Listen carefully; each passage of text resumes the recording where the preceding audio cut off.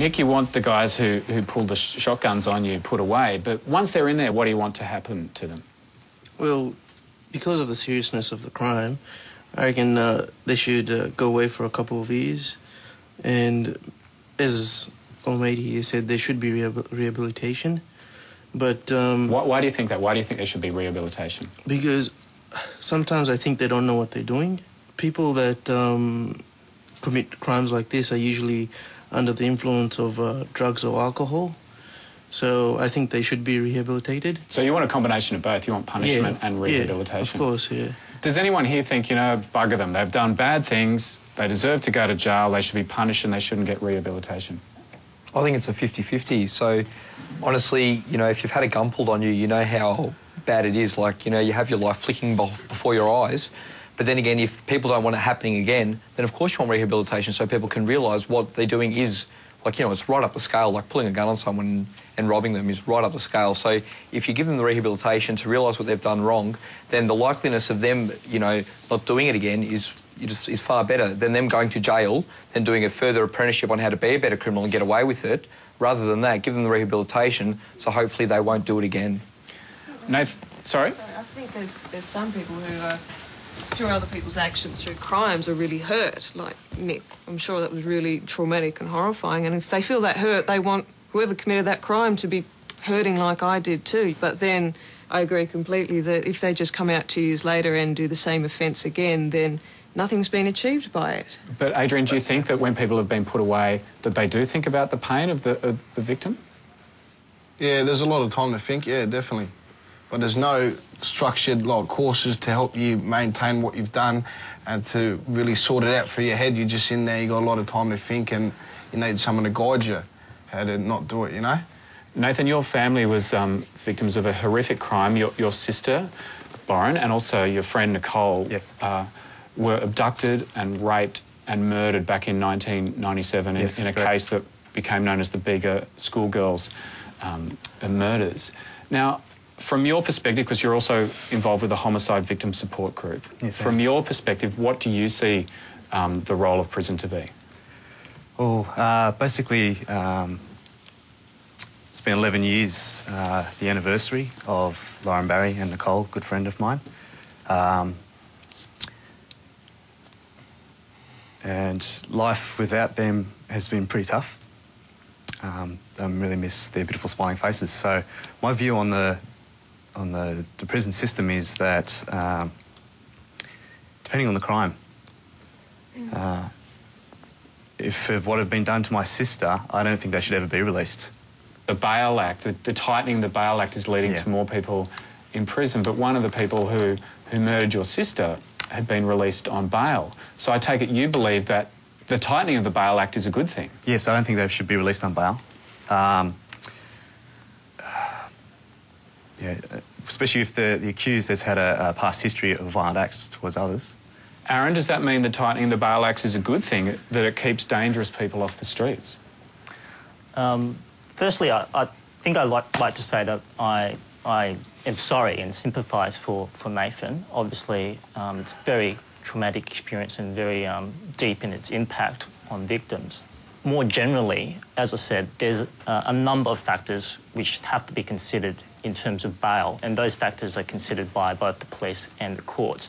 It's not a simple consideration. There's a balancing act between the interests of the accused, the need to have the process, so for them to appear before the court, but also the other point, people who are on bail have not been found guilty of an offence yet, and may never get found guilty of an offence. They may be acquitted of the matter, and yet they spend many months, sometimes years, sitting in prison. Nathan, if I can come back to you, do you believe that there should be rehabilitation in prison? Depends on the crime again. I think if there's no point in sending someone into an environment where it's just going to harden them even more. I think if we have prior intervention from an early age, as you were speaking about before, mate, we could go a long way with creating more community in society. Unless, you know, everyone's isolating and being so selfish in this world, we're not paying enough attention to the small details. So I think rehabilitation and not, you know, pleasant places for people to be where they can be taught personal self-development and learning to love themselves so they can love and respect others. Well, it seems like there is support for rehabilitation in society. The Sentencing Advisory Council in Victoria did research in this and found that there was support in the community. Julianne Elliott, I know that you support rehabilitation, particularly in the juvenile sector, but you're concerned that in the last 20 years that's evaporated. So what's changed? Why is there less rehabilitation now in juvenile detention? The law and order campaigns get tougher each election, and I think that really contributes to it. And as well as that, lots of media representations around young people that are extremely negative. Children and young people are often shown as being in gangs, as being constantly the people who commit the crimes, as opposed to people who are ever victims of crimes or people who are feeling marginalised in society, and that's a really big issue. Now, the goal of rehabilitation is obviously to stop reoffending when people get out of prison. Melanie, what are the figures on reoffending rates for people once they leave? The reoffending rates are high. Around about 50% of people who come out of jail find themselves back in jail within about 2 years of getting out. Caleb, you work with the Aboriginal Legal Service. Now, the Aboriginal prison population is around about 24%, yet the general population is about 2%. Are you seeing specific issues relating to the Indigenous population when it comes to reoffending? Certainly the rates are much higher for Aboriginal people. There's an ongoing debate as to why Aboriginal rates of offending and imprisonment are so much higher. Certainly there's historical reasons. Drug and alcohol issues tend to be far more prevalent, but it goes back to the whole broad spectrum of why people are offending in the first place, and that's what prison is not addressing: housing issues, education, employment, drug and alcohol, supporting families, and all those indicators which lead people to come into contact with the criminal justice system in the first place. Tamara, have you had difficulties integrating back into society? Yeah, it's fairly difficult getting jobs and stuff and trying to keep, you know, like he was saying before, keeping money for your own accommodation and all that sort of stuff. So, yeah, it gets pretty stressful. And yeah. So it's hard to get a job? No, yes, a lot of places won't accept you with criminal record and stuff, depending on what sort of job, even just to start, because you've got to start all over again unless you want to go and get a TAFE course or something done. Yeah, it is fairly difficult. Kayla, you've been out for 6 weeks now. How are you coping with integrating back in? Very hard. I'm still not understanding. A lot of places don't trust you. You can't get work, as she said.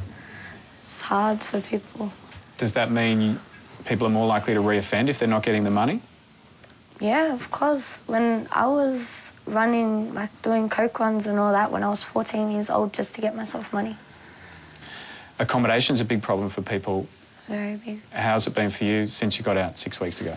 I was actually on bail in the juvenile detention centre for over a month at one time because of not getting accommodation.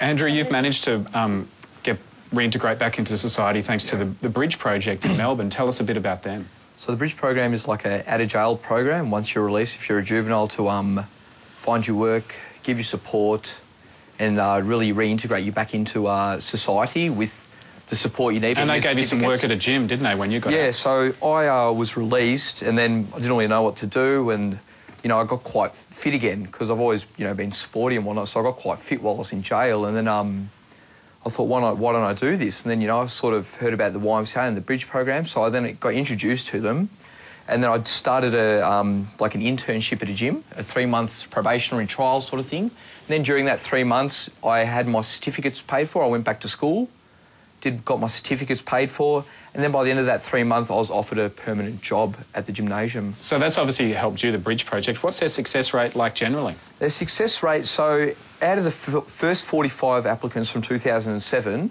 there was 45 of us, and 80%